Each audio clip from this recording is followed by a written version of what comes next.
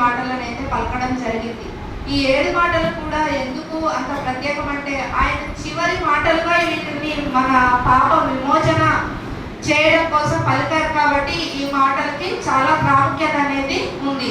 ప్రభు అయిన యేసుక్రీస్తు వారు ఎంతో విలువ కలిగినటువంటి గొప్ప మాటల్ని మానవాళి మనుగడకు శాశ్వతమైనటువంటి జీవమును మనకి ఇచ్చుట కొరకు, అలానే పాప క్షమాపణ మనకి ఇవ్వడం కొరకు ఈ మాటలను అయితే పలికారు.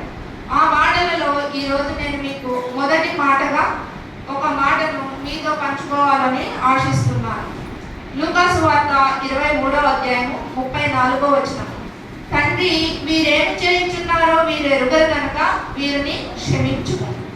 ఇందులో గమనిస్తే మనకు 3 అర్థాలు కనిపిస్తున్నాయి. ఒకటి, యేసు తన తండ్రికి ప్రార్థన చేస్తున్నాడు. ఆయన సిలువలో చాలా శ్రమని అనుభవించుకుంటూను ప్రార్థన చేస్తున్నాడు. ఏమని? తండ్రి, మీరు ఏమి చేస్తున్నారో వీరు ఎరుగరు, వీరిని క్షమించు అని 3 విధాలుగా. వీరు ఏమి చేస్తున్నారో వీరు ఎరుగరు అనేది రెండోదైతే, వీరిని క్షమించండి, వీరికి ఈ శిక్ష నాకు వేస్తున్నందుకు వీరిని ఎటువంటి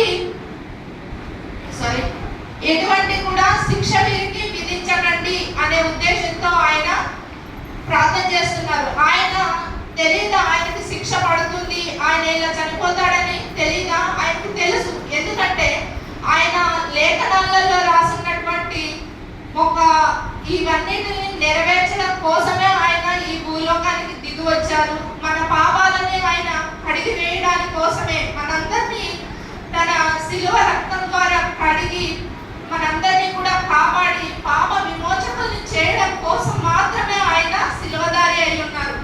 ఆయన ఎంతో మనందరం కూడా చాలా విశ్వాసంగా ఉండాలి. ఈ విశ్వాసము అనేది ఒక చిన్న ఉదాహరణ చెప్తానండి. మా ఇంట్లో ఒక కుక్క పిల్ల ఉంది. అది మా సారు నైట్ ఒకవేళ లేట్ 12, 1 గంట అట్లా లేట్ అయితే అది 10 దగ్గర నుంచి ఎంత పిలిచినా ఇంట్లోకి రాదు. ఎందుకంటే ఆయన వచ్చే వరకు కూడా అది అక్కడ కాపులాగా ఉంటది. దానికి మేము చేసేది ఏం లేదు, రోజుకి ఒక 2 పూట్ల పెరగన్నాం అంతే, లేకపోతే 2 గుడ్లు దాన్ని పెట్టేది.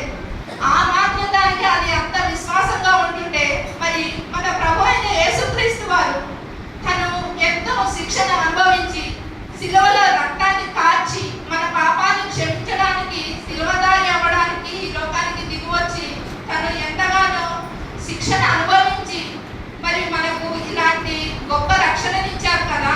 ఆయన ఎంతో మనం ఎంత విశ్వాసాన్ని కలిగి ఉన్నామో మనం పరీక్షించుకోవాలి.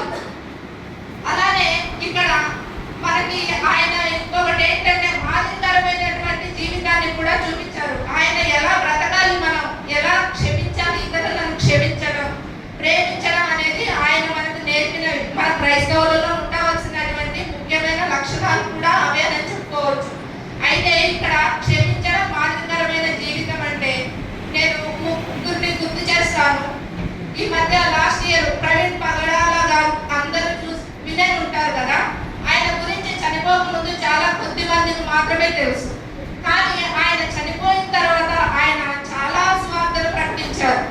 ఆయన చనిపోవడం ద్వారానే ఆయన ఎలా చనిపోయారు, ఏంటి, ఆయన ఏం జరిగింది, ఆయన అసలు ఎవరు అని చాలా మంది మీడియాలో సెర్చ్ చేసి తెలుసుకున్నారు. ఎన్నో వీడియోల ద్వారా తెలుసుకున్నారు. అయితే ఆయన చనిపోయిన క్షణంలో మనమైతే ఆయన ఎలా చనిపోయాడో తెలియదు. కానీ ఆయన భార్య మాత్రం ఒకటే చెప్పింది, నా భర్తను చంపిన వారిని నేను క్షమిస్తున్నాను. అంతటి గొప్ప క్షమాగుణ ఆ యొక్క తల్లిలో ఉంది. అలానే గ్రహం స్టెయిన్ గారని మీరు వినే ఉంటారు. ఆయన ఆస్ట్రేలియా నుండి వచ్చారు. ఆస్ట్రేలియా నుండి ఒరిస్సా ఆ ప్రాంతాలకు వచ్చి గొప్ప సేవలు కుష్ఠరోగుల కోసం మామూలుగా వైద్యశాలలో ఏర్పరిచి గొప్ప సేవ చేస్తున్నారు. కానీ కొంతమంది ఉంటారు కదా ఇద్దరు వాళ్ళు, ఆయన 2 పిల్లల్ని కూడా ఆయనని ఆయన 2 మగ బిడ్డల్ని కూడా కార్లో పెట్టి తగలేశారండి.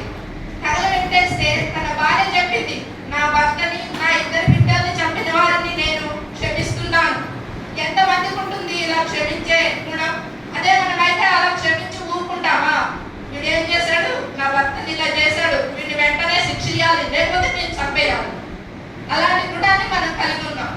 యవనస్తుడు చార్లెస్ కిర్క్ గారని ఆయన చాలా చిన్న వయసులోనే స్వార్థ ప్రకటిస్తూ ఉన్నారు. యవనస్తులు చెడిపోతున్నారు అనే అమెరికాలో వారికి మంచి మార్గాన్ని చూపించడానికి చాలా గొప్ప సేవలు చేస్తున్నారు. ఆయన ఒక రోజు ఒక మీటింగ్ లో వెళ్ళి మాట్లాడుతుంటే 20 సంవత్సరాల యువకుడు అతన్ని కాల్చి నిర్దాక్షిణ్యంగా మాట్లాడే ఆయనని నుదుటి మీద షూట్ చేసి చంపేశాడు. కానీ తర్వాత ఆయన జ్ఞాపకార్థంగా కొన్ని లక్షల మంది వచ్చే గ్రౌండ్ లో ఒక మీటింగ్ జరిగేటప్పుడు తన భార్య తన భర్త చేసిన గొప్ప కార్యాలన్నింటిని గురించి చెప్పుకుంటూ చివరగా ఏం చేసిందో తెలుసా?